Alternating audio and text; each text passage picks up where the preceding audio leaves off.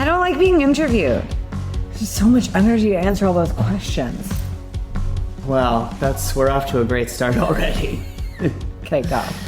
Hello and welcome to this week's episode of Math Therapy. I am your host, David Kochberg, and today I'm interviewing the normal host of Math Therapy, Vanessa, aka the Math Guru. And why am I talking to you? Why am I hosting today, you rightfully ask? Well, Vanessa happens to have amalgamated her life's work into a book. What is that book titled? It's called Math Therapy. So you know what we thought here, the Math Therapy team of the two of us, we thought, why don't we flip the mic around? Actually, we're using a bi-directional mic. And why don't I grill the Math Guru herself? Is this coming out when the book is out? Is the book out?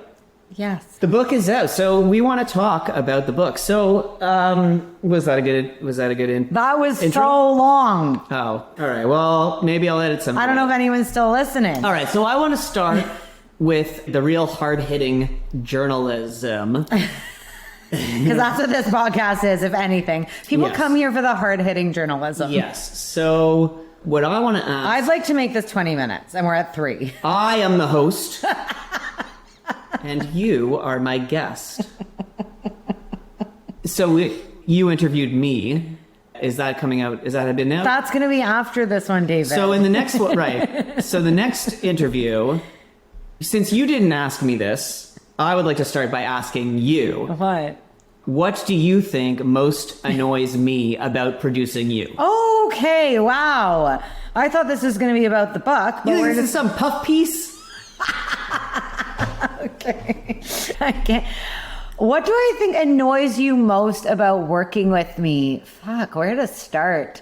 I actually do think I know what it is. And I think it's that I'm a Gemini and you're a Taurus.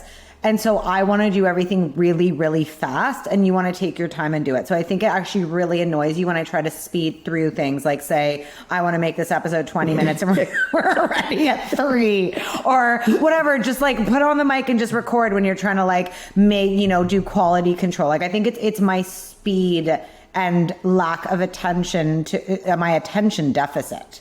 Mm-hmm. Am I right? Great answer. Do you have an answer as to what annoys you most? We don't have time for that. Okay. But great answer and highly accurate. Okay. Good. And thank you for your vulnerability. All right. So extremely briefly, how did Math Therapy start and how did it evolve into what is destined to be a best-selling book? It's really hard when you ask a question like that and preface it with very briefly. You are the one who said you want this over with already. Okay. Fine, take as much time as you want. Okay, how did Math Therapy start? Okay, so in brief, first of all, I've been teaching math forever and ever. I've been tutoring math for 20 years now. And I have always been doing math therapy with students without having an official name for it. And by that, I mean, I have always been very, very invested in helping students build better relationships with math through healing underlying math trauma. So really focused on the emotional component of math learning. Now, that being said, somewhere along the way, I started doing a lot of press about math anxiety and talking to news outlets about math teaching. And one day, me and my PR person at the time, Sabina, who is the original creator of this podcast, we were at Global Television and I was doing an interview as normal. And I was on air with this guy, the host, this man. And basically anytime I go on air with a host, and this is so the stereotype about journalism, but it's true, I go on and the camera starts rolling and the host will start reading from their script. And here with me right now is Vanessa, the Math Guru. Oh my God. And then they'll start going into a math trauma response. Like for real. They'll be like, oh my God, math. Oh, I can't believe we're talking about math. I hated math. But this time was different. Because this particular host went one step further. And he said, I hated math so much in school, and that's why I became a journalist. That's normal. They all say that. Then he said, I'm so bad at math, I need my toes to count to 20. on live television, national television across Canada, takes off his shoe, takes off his sock, and proceeds to count to 20 on his bare feet on TV. And I was stunned. I thought to myself, what the actual fuck? But number two, I thought, I can't believe you're so comfortable on air just saying to millions of Canadians that you're so bad at math that you can't count to 20, because we know that's not true. He can obviously count to 20 without his toes. And it was just that reinforcement of that myth, of that idea that we're comfortable bragging about not being good at math. But obviously he was so traumatized that you would just do that. It was just crazy. Anyways, I left and Sabina looked at me and she said, oh my God, these people need math therapy. And I was like, oh my God. And then the podcast was born.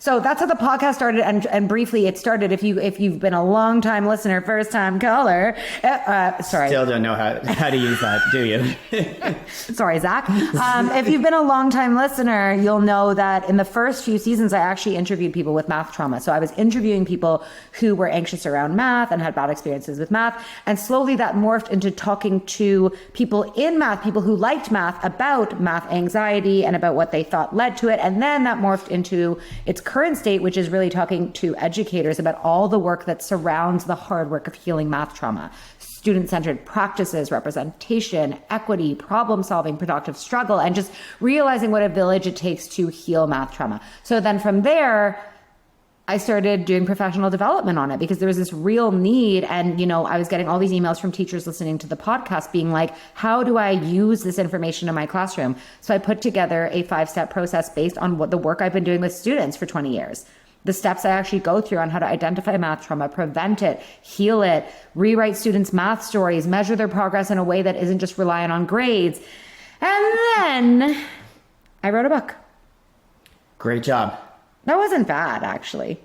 I wouldn't call it brief, but it took 6 you had minutes. to cover a lot. I had to cover a lot. Okay, and at this very moment, the book is not out, but it is coming out. It is out, David. No, when we're fine, because talking. You can't put yourself into the future. I mean, right now, fine.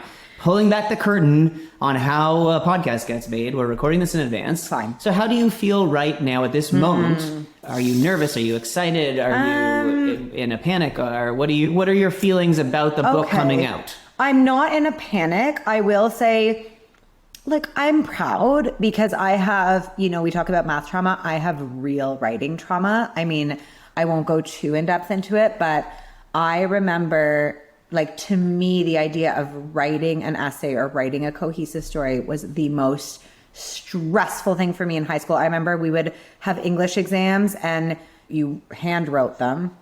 We handwrite exams. You don't have a computer or anything. Also, it was the early 2000s. Anyways, I would sit there and there would always be the essay question on the exam. And in my mind, I would be like, if I just can avoid writing this essay question, maybe it'll disappear. So I would answer all the other questions on the exam and I'd wait. And then when I'd have 8 minutes left of the exam, I'd be like, fuck, I've got to do this essay question. And I'd always just completely bomb it because I couldn't, 8 minutes. You can't write an essay in 8 minutes. And I hated it. Just even thinking about it stresses me out. And then that really culminated when I did my master's degree. I remember the reason I didn't want to do it is I knew I would have to write a master's thesis, but I did it anyway.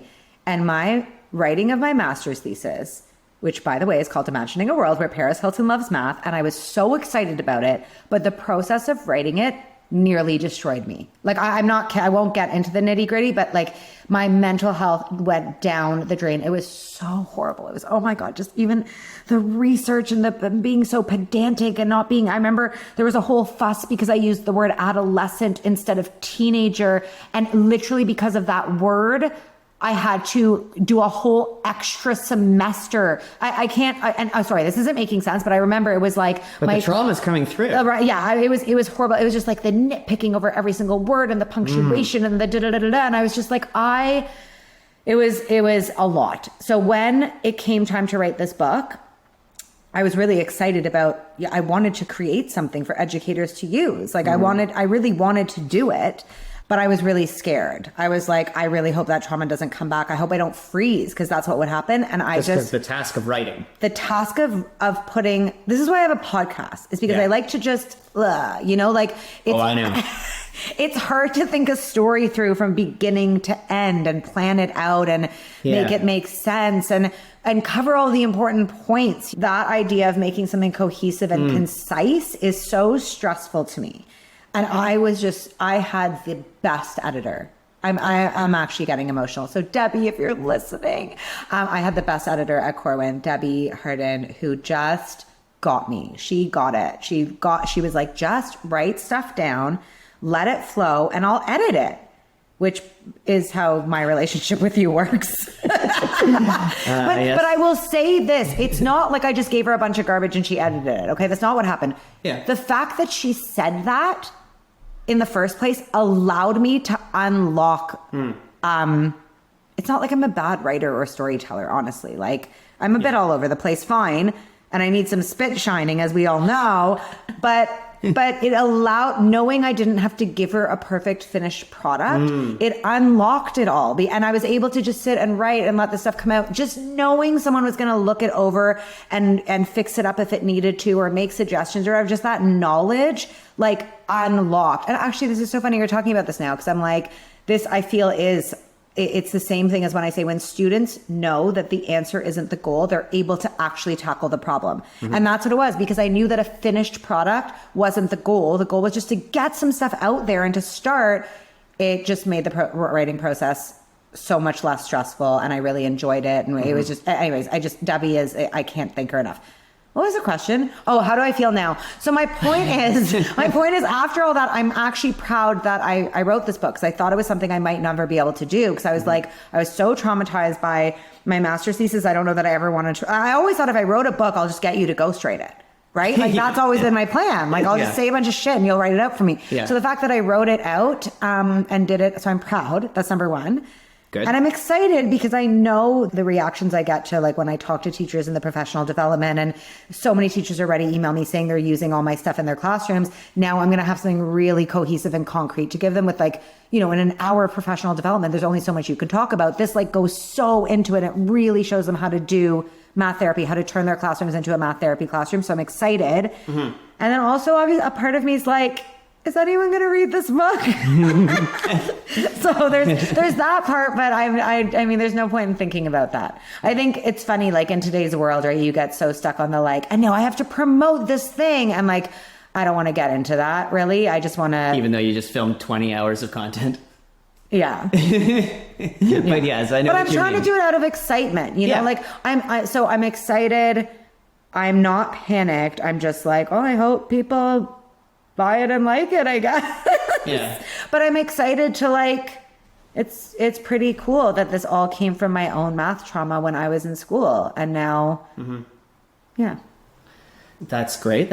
I'm glad to hear that you're proud and excited, and it makes sense to be nervous. And the way you wrapped it up in terms of the roots of it, I was thinking about that idea of the wounded healer, which I think you talked about before. Because Chiron is the asteroid that represents the wounded healer in a birth chart. Not necessarily where I was going with it, but go ahead. But I just want to say mine is in my 12th house, which is all about the subconscious, which means it is like my thing in this life to be a wounded, like the wounded healing for me comes from like the subconscious, which is past trauma. And I heal through healing other people's subconsciouses. Sorry. Okay.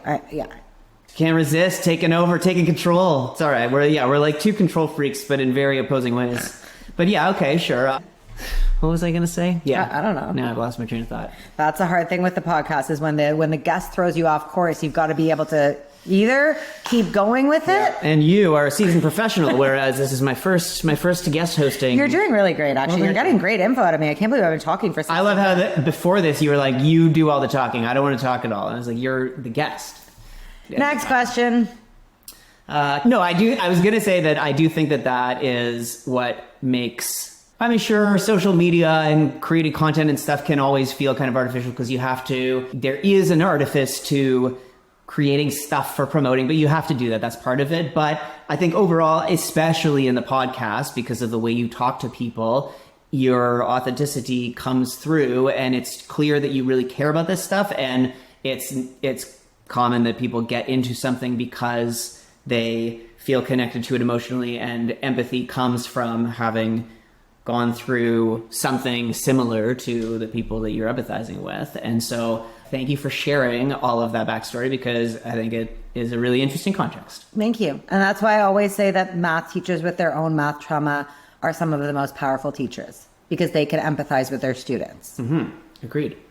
I also, the producer in me can't stop thinking that I'm worried your voice is quieter than mine because you're further from the mic than me, but I don't know. So but I'm louder than you. You normally are, but I find in this, for some reason, you being the guest, you're like a lot more reserved. It's interesting. I'm not being reserved at all. Don't hit the table, please. Okay. All right, moving right along. So you've interviewed some of the biggest names in math education. Oh. From Joe Bowler to Peter Liljedahl to the creators of the Netflix Christmas STEM movie Jingle Jangle, all of whom I now know everything about. So what do you think? Joe Bowler wrote the foreword to my book, actually. Everyone should know that. Facts. She's the best. What do you think young Vanessa, fresh out of Teachers College, would think about where you have ended up in education? Wow. Well, I would say that young Vanessa, who is failing math, would probably be like, what the actual fuck? I mean, I always tell my students who are stressed out about their futures, being like, I don't know what I want to do. I'm always like, do you think when I was 16, I was like, I'm going to go into math education and talk to everyone about math trauma? Like, sometimes you can't plan this stuff. I think young Vanessa would be like, yeah, right. That's the weirdest thing I've ever heard. Like, number one. But thinking of me in Teachers College, you know, I don't know that young Vanessa would be so surprised. I've always had a thirst for fame. You know, I've always wanted. Okay, well, this is going to come as a shock to nobody. I've always wanted to be kind of famous. And not that I am famous, but I think like being like, oh, if you were going to tell young Vanessa in Teachers College, you know what you're going to end up doing with your teaching? You're going to end up ranting on every public platform you possibly can about teaching math. She'd be like, yeah, that checks out. Like anything for a buck. Okay. Actually, I make no money off of any of this ranting. Our podcast is not sponsored. Neither is my social media content, but you know what I mean. Growth mindset. Should you delete this maybe? No, because it segues great into one of my other questions. I was going to save it till later on, but we're just going to go straight to it. So there's been a lot of discussion about the perils and dangers of math education being taken over by quote unquote edu-celebs. Do you think now is the best time to be pivoting so hard into a career as an edu-celeb? I'm dying. Oh my God. Let me start with this. Everyone loves to hate a celebrity. Okay? Everyone loves to hate a celebrity. Here's what I've always thought about fame. The coolest part about fame is that people listen to you. I remember when I wrote my master's thesis, by the way, I pitched this to the University of British Columbia. My thing was called Imagining a World Where Paris Hilton Loves Math. Great, I've told you that. But I say that because I was like, you know what we need to do? We need to pay Paris Hilton to get on her platform and be like, math is cool. Because my whole thesis was about how like math is marketed in a way that makes it impossible for like most of the population to get into it, because it's all about like nerdy, like antisocial people doing math. Anyways, the point is, my whole pitch was a celebrity could literally change. Think about when Taylor Swift like speaks up about an election. Like thousands of people, maybe millions vote for like... Yeah, the original influencers. The original influencers. And so I actually think this whole edu-celeb thing is... Let me think. Let me think about my answer here. I mean, first of all, this whole idea of math education being at the risk of being taken over by edu-celebs, I mean, okay, you just get off of Twitter. I mostly pose the question for entertainment value and just get a rise out of you. But I want to answer it because I'm sure some people think that. I mean, in honesty, it is part of the discussion. It is something that we talk about because you talk about it because there is a discussion about it. I just don't know how true this is. Like, it's like... Okay, what are we actually talking about? Are we talking about how there are in every industry, people who are like well-known. Yeah. Like, okay, there are people who well-known and that makes them, I mean, the term edgy celeb is so absurd to me that I can't even say it. But like, it's like, so they're well-known and they have influence, I guess, because people know them and like them. And so I think what you're trying to say is with the old adage, with great power comes great responsibility. yes, that I do say that. And yes, the Paris Hilton idea, the idea of you can use your fame for the powers of good. And I think that there is a lot to be said for that. So, yeah, yes, but I also think who is, like, we're talking about education, like the idea of an edu celeb, it's like we're not talking about Paris Hilton. We're talking about a person in the math education world who is very, very well known and people look up to. Like, is that our definition of edu celeb? We really don't have to. Things were going very smoothly. We don't have to go down too deep into this. Fine, but I just think we all need to rethink if there are people who are like, oh my God, math education is being taken over by edu celebs, blah, blah, blah. What is the actual what's beneath that sentiment? I just Well, yes, I think as an outsider who sees it all, various trends can be either jumped on and then in anything, when something gets popular, there's always going to be haters. That's it. Haters are going to hate. Haters are going to, but then, as Taylor Swift said, haters will hate. Yeah. Period. I think that's it. That's actually what I think. So that's my closing statement, is that with great power comes great responsibility. But also, I really think that when anything reaches a pinnacle of becoming popular and people are jumping on the trend, the haters are going to come out. And that's our society. Next. Great. Very succinct. Well, it gets me fired up. No, I know. That's why. I don't want to be acting defensively and like being like, this is so ridiculous. I mean, obviously. No, I asked the question ridiculously intentionally. Okay. Okay. Let's go back to let's keep it. It's been 25 minutes somehow. Because we're just having this conversation. Okay. So. We should do this more. Okay. Let's just maybe we should co-host the pod. Let's see how this. Oh my God. Okay. Let's see how this one goes. Okay. So looking back on your storied career as a podcast host, is there any guest that stands out as the most surprising in terms of you went into the interview expecting one thing or maybe not expecting anything, and then you left it and your mind was totally blown? I would have to like look through the guest. You know what? I'm just going to say something. I will tell you a guest that has stuck with me, and that is Bex. Honestly, she has always stuck with me. And I'll tell you why. So for those of you who don't know, again, this was the early days of the podcast when I was just like trolling the internet for people who were talking shit about math. And I saw a tweet from this girl, and it said, the best part about adulting is being able to opt out of math. And so I commented and I was like, oh, sounds like math trauma. You should come on my podcast. And this girl was like, what? And it ended up, I think, being one of the nice, first of all, she ended up being such a lovely person. She's from the UK. It was one of our first virtual interviews because at the time we were doing them all in person. And she just came on being like, so self-assured, and which makes her so amazing, and just being like, seriously, like, I suck at math. I've always been bad at it, and I don't care. I didn't post that because I have math trauma. It's because, like, for real, like, I don't need to do math anymore, and I was never good at it, and like, that's fine. And I kind of tried to convince her throughout the interview. I tried to pull some math therapy on her, and I was like, she worked in a bank. I was like, you're doing math all the time, and she was kind of like, And it's so funny because 6 months later, I remember getting a message from her, and she's like, you know, I ended up going on such a journey after our interview and having a huge talk with my mom, and just realized how true it was that I've thought I was bad at math and it kind of was impacting my self-confidence. And you've really changed the way I see myself now. And I've kept in touch with her to this day. It was like 4 years ago.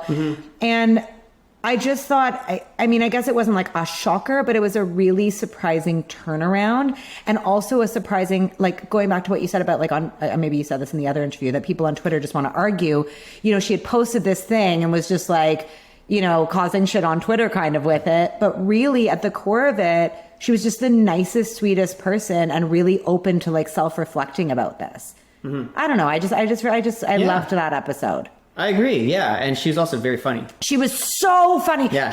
I really hope she ends up on a reality show. I do remember that one being really fascinating. And that's true. That was one of the best like you giving math therapy, or not you giving, even just talking like actual math therapy in terms of what the podcast was envisioned for in the first place. Yeah. And because I remember she was talking about how, didn't she have dyscalculia? Like she had number dyscalculia. That's right. And she it just occurred to her. Yeah, exactly. And on so, the podcast. So yeah, it was. She didn't know that was even a thing. She's like, I used to always write my letters my numbers backwards. I was like, that's dyscalculia. Yeah. Or she would have to. Because she was like, she would mix up the hours and how there's 60 minutes in an hour with 100 cents in a dollar. A lot of people. That's actually very common. Yeah. And so that was very fascinating, and I thought it was so cool. Those kinds of opportunities to understand. In a lot of conversations, you're talking about learning disabilities and you're talking about accommodations and stuff like that, but that can be kind of esoteric or abstract. Yeah. And then I thought it's been very interesting, a lot of your guests, where you can actually hear from some of them describe what actually is their experience. Yes. How does their brain actually take in or interpret or struggle with stuff that like a quote unquote normal person might not, which I know is not, that's why I quote unquoted. I know it's not appropriate to say normal. He's using air quotes, guys. And I also said the words quote unquote. But yeah, so that's very interesting. Okay, let's move on. I'm loving this interview. I think it's going great. I think I'm doing a great job. It's been 30 minutes, just so you know. 30 minutes. Okay, we're going to wrap up soon. We are? You want to keep going? No, I'm just excited. I planned. I mean, I did it in the 5 minutes prior to the interview, but okay, let's brighten things up. Well, things have been pretty bright, actually. Let's make them even brighter. What gives you hope about the future of education? Oh, that is so nice. Not much. Oh. I'm kidding.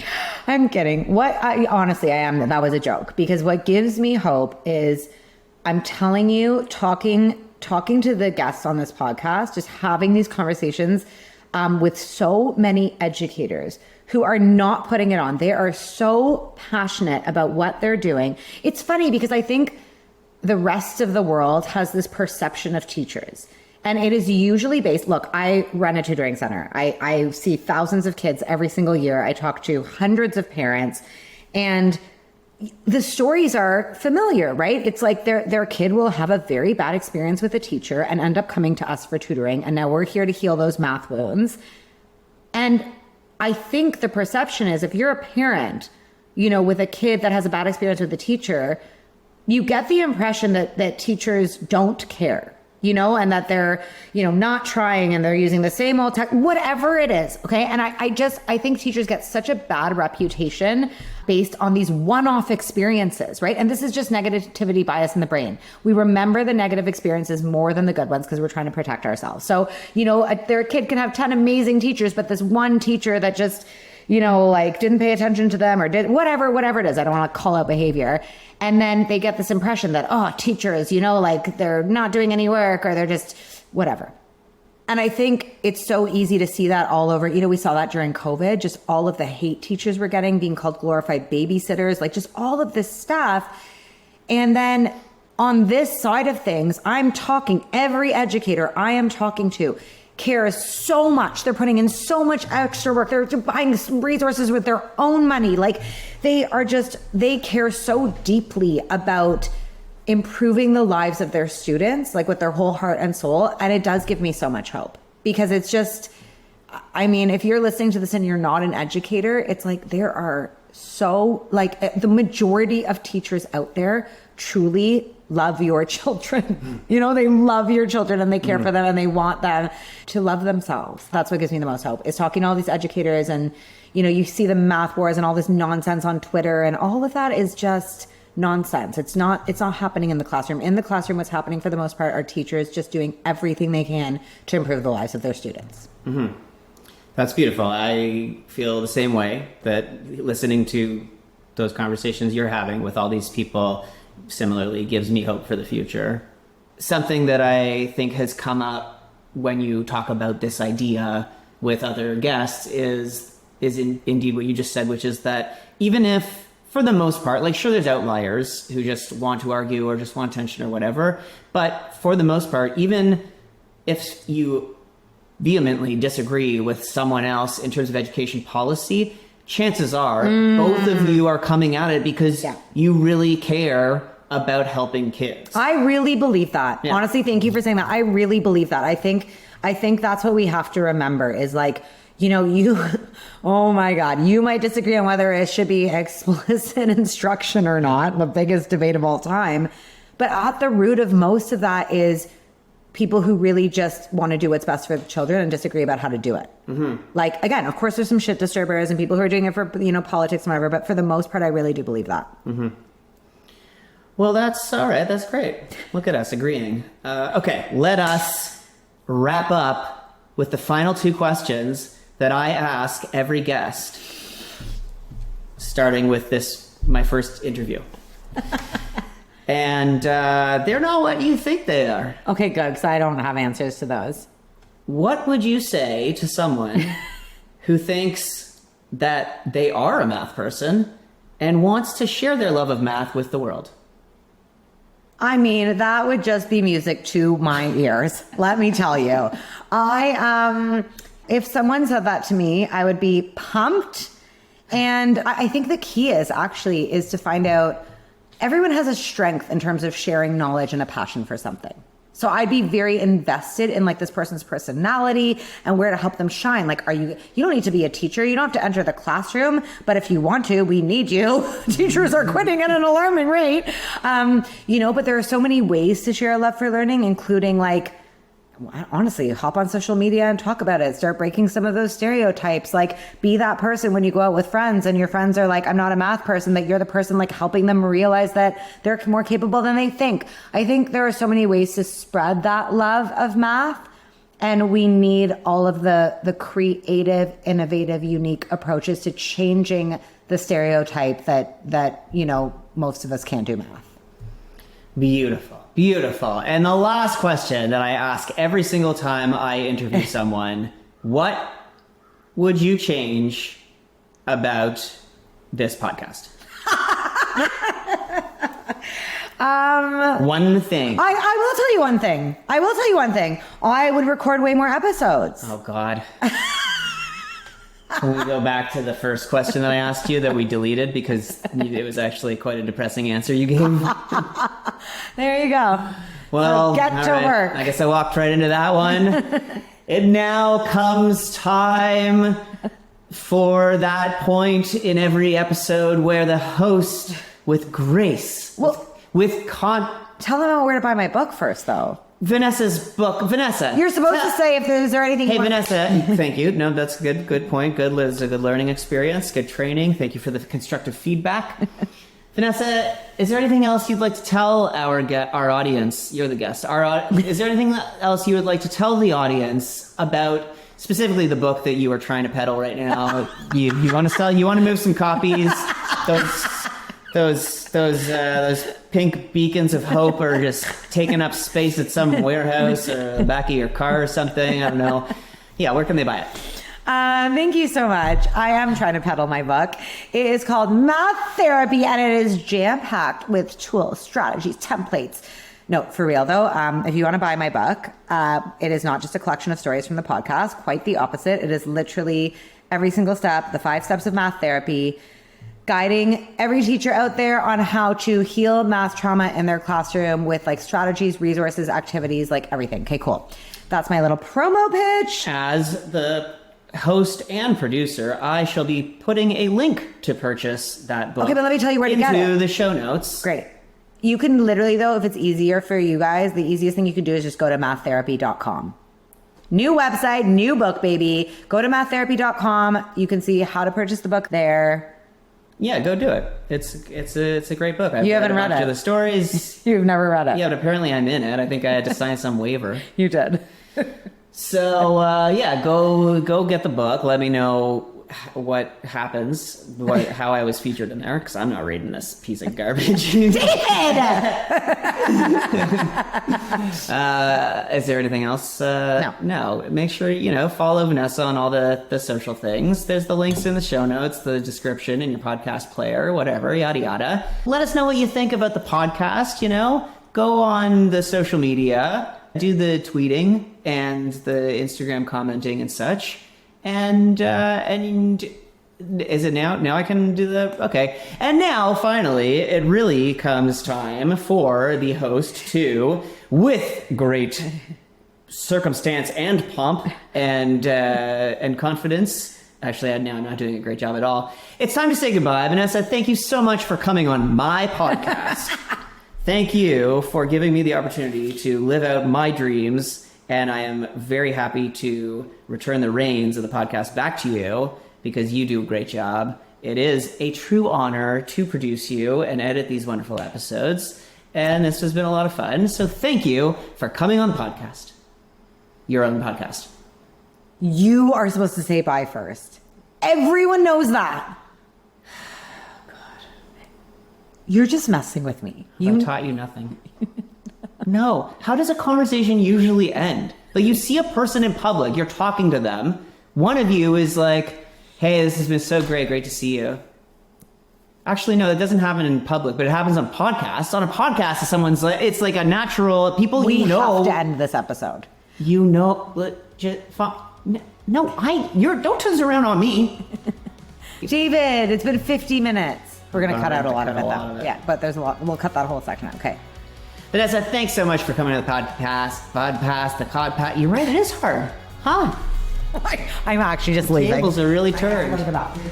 Thanks, Vanessa. Thank you so much for coming on the podcast. Goodbye. She's on the toilet.